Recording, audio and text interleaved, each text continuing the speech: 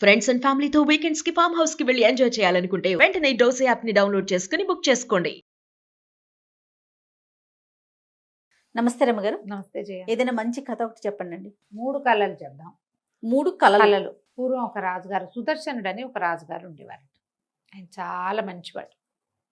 ఆయనకి యోగులు, సన్యాసులు వాళ్ళు అంటే చాలా ప్రీతి. జడదారులు వాళ్ళంటే భలే ప్రీతిగా చాలా సంతోషంగా ఉండేవాడు. వాళ్ళు వస్తే వాళ్ళని పాదపూజ చేయటము, తమ దగ్గర అట్టు పెట్టుకోవటము, వాళ్ళకి వలసినవి కావాల్సినవి చేయటం, ఎక్కడికైనా ఏదైనా ఏర్పాటు కావాలంటే చేయటం. చాలామంది రాజులు అలా ఉండేవాళ్ళు. అవును. యోగ పుంగవుల మీద ఎక్కువ ఆసక్తిగా ఉండేది. అయితే ఒకసారి ఏమైందట, ఒక జడదారి ఒక ఆయన వచ్చాడు. వస్తే రాజుగారు ఆయన్ని విశేషంగా సేవించాడు. సేవిస్తే రాజుగారి సేవలకు ఆయన సంతోషించి ఏదైనా ఒక మంచి మాట చెప్పాలని, రాజా నీకు 3 చెడు కళలు రాబోతున్నాయి, దుస్వప్నాలు వస్తాయి నీకు.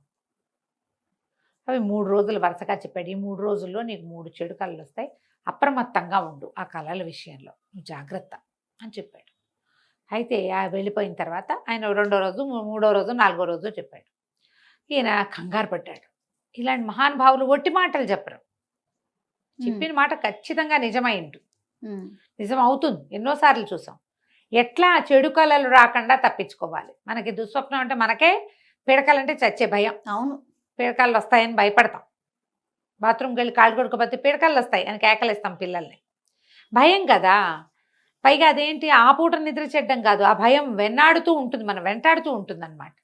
అయితే ఈయన ప్రతి వాళ్ళు మంత్రులు అందరూ ఏం సలహా చెప్పారు. ఒక పెద్ద మంత్రి గారు ఉన్నారు, మృత మంత్రి. ఆయన ఏమన్నాడంటే, మీరు పగలల్లా పడుకోండి, రాత్రి కాస్త సంగీతము గాన భజానతో కాలక్షేపం చేస్తే నిద్ర పట్టకుండా ఉంటుంది, సరిపోతుంది. అప్పుడు కళ రాకుండా మనం అవాయిడ్ చేయొచ్చు ఓరి అని చెప్పాడు. చెబితే సరే రాజుగారు ఆ రోజు పగలల్లా బాగా నిద్రించి సుఖంగా పడుకుని బాగా సాయంకాలం దాకా రెస్ట్ తీసుకుని సాయంకాలం వీధుల్లోకి దిగాడు. రాత్రి ఆయన ఏదో సంగీతం కచేరి అది వింటున్నాడు, కానీ మధ్యలో ఇట్లా కునుకు పట్టేస్తుంది.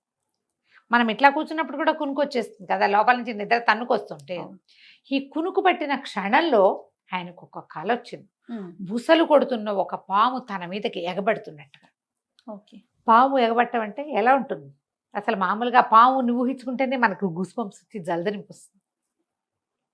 అది పోతుండగా చూసినా భయం వేస్తుంది. అవును. అది ఎదురు తిరిగితే ఇంకేమైనా ఉంది, మీదకి దూకుతున్నట్టు వచ్చింది కళ.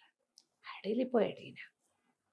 సరే అయిపోయింది, వెలుగు వచ్చేసింది, గుర్తొచ్చేసింది, గుర్తొస్తోంది, భయం వేస్తోంది.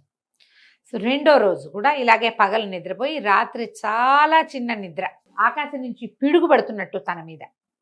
ఆ పిడుగు నుంచి తప్పించుకోవడానికి తను అటు ఇటు పరిగెడుతున్నట్టు, పిడుగు పడిపోతోంది, కనపడుతోంది. అయినా సరే పిడుగు తన వెంటే పడుతున్నట్టు కలొచ్చింది. ఏం చెయ్యాలి? 3వ రోజు కూడా ఇలాగే చిన్న నిద్ర. ఈ చిన్న నిద్రలో ఆయనకి ఏం కలొచ్చిందంటే, ఎర్రగా రక్తవర్ణంలో ఉన్న నీళ్లు, రక్తమేనేమో అది, తనందులో మునిగిపోతున్నట్టు. నెత్తుట్లో మునిగిపోతుంది.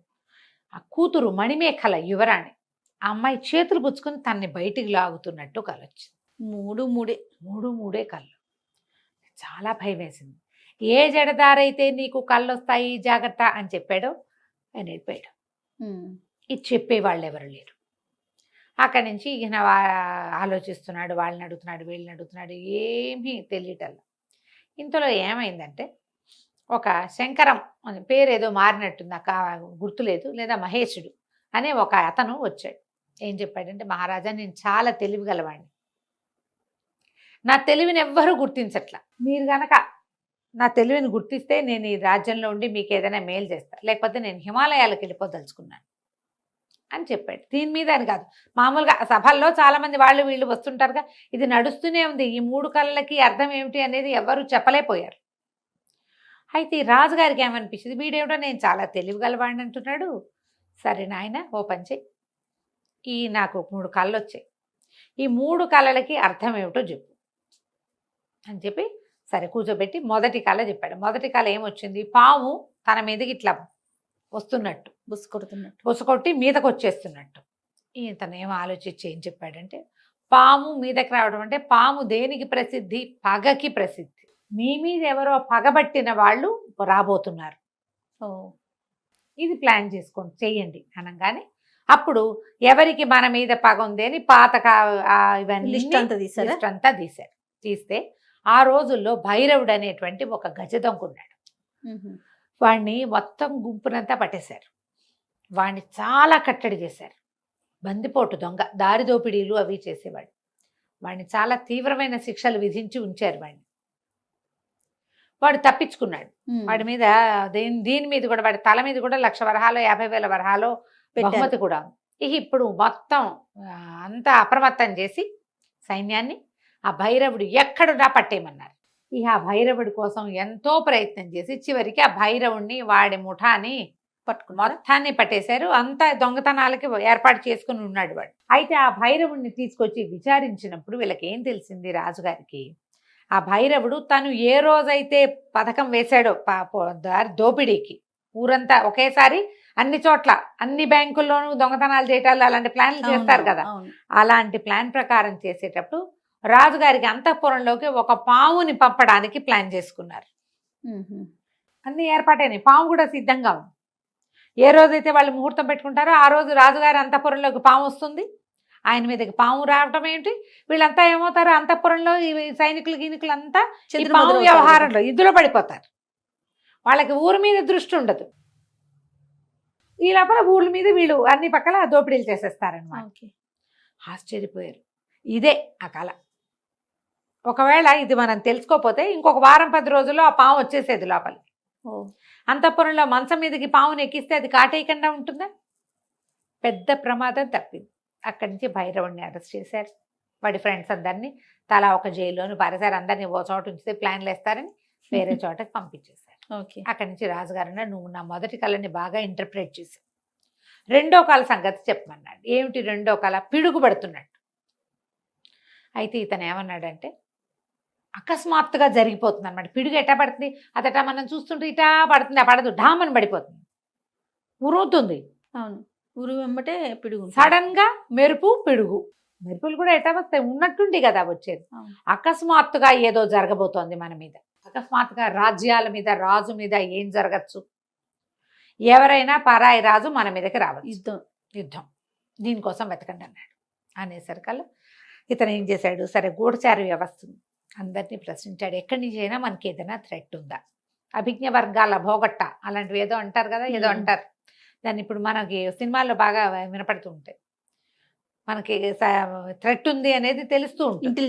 ఇంటెలిజెన్స్ రిపోర్ట్ ప్రకారం చూస్తే కోసల రాజ్యం, వీళ్ళ రాజ్యానికి పక్కనున్న రాజుగారు, నిజానికి ఇది చిన్న రాజ్యం, అది చాలా పెద్దది, వాళ్ళు తెంచుకుని వీళ్ళ మీద పడబోతున్నారు. తెలిసిపోయింది ఇది రాబోతోంది. ఇది ఎట్లా తెలిసింది, వాళ్ళు చాలా సింపుల్గా ప్రయత్నాలు చేసుకుంటున్నారు. ఎక్కడికి వెళ్తున్నారో కూడా సైనికులు కూడా తెలియకుండా ఉంచారు.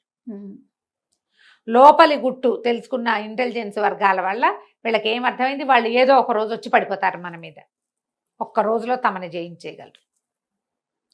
ఇప్పుడు వీళ్ళు సైన్యాన్ని సమాయత్తం చేసుకోవటం మొదలుపెట్టారు. రాజుగారు ఇది కూడా సరిగ్గా చెప్పు, మూడో కళ ఏంటో చెప్పు. మూడో కళకి బాగా ఆలోచించాడు. రక్తంలో నెత్తుట్లో మునిగిపోతున్నట్టు, ఆ మునిగిపోతుంటే కూతురు వచ్చి చేతులు పుచ్చుకు లాగుతున్నట్టు, నెత్తురు ఇది వరద. అక్కడి నుంచి ఆయన అన్నాడు, బాగా ఆలోచించి, ప్రభు మీరు సరిగ్గా ఆలోచిద్దాం దీని మీద. మీరు ఇప్పుడు యుద్ధం జరగాలి, వాళ్ళు వచ్చి పడతారు, వాళ్ళదేమో 1,00,000 మంది సైనికులు ఉన్నారు, మనకు ఒక 30,000 మంది ఉన్నారు, మనం ఓడిపోవటం ఖాయం. మన వాళ్ళల్లో 90% చచ్చిపోతారు, అంతా నెత్తుటి వరదే, ఆ వరదలో మునిగిపోబోతున్నారు మీరు. కళ ప్రకారం ఏమిటి, యువరాణి వచ్చి చేతులు పుచ్చుకు లాగుతున్నట్టు. ఇప్పుడు కూడా యువరాణి వచ్చి మనని రక్షించగలరు. ఎలాగా? యువరాణి మహాద్భుత సౌందర్యవతి, 16 సంవత్సరాలు, ఇంకా వివాహం కాల. మనం ఒక పని చేద్దాం, ఇవన్నీ మన పొరుగు దేశపు రాజుగారికి రణార్ణవుడికి విద్యాధరుడని అందమైన కుమారుడు ఉన్నాడు, ఇంకా వివాహం కాలేదు. మణిమేఖల అమ్మాయిని వాళ్ళకి ఇద్దాం.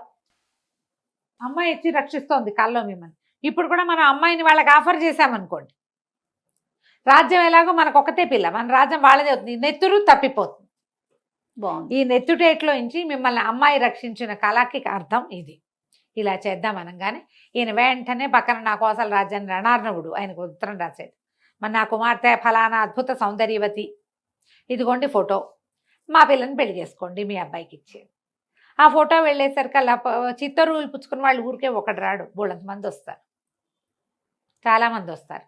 ఈ ఫలానా రాజ్యం నుంచి, చిన్న రాజ్యం కదా ఇది, ఈ చిన్న రాజ్యం నుంచి ఏమిటో వచ్చినాయనగానే ఆ ఫోటోలు చూడడానికి అందరూ తయారయ్యారు.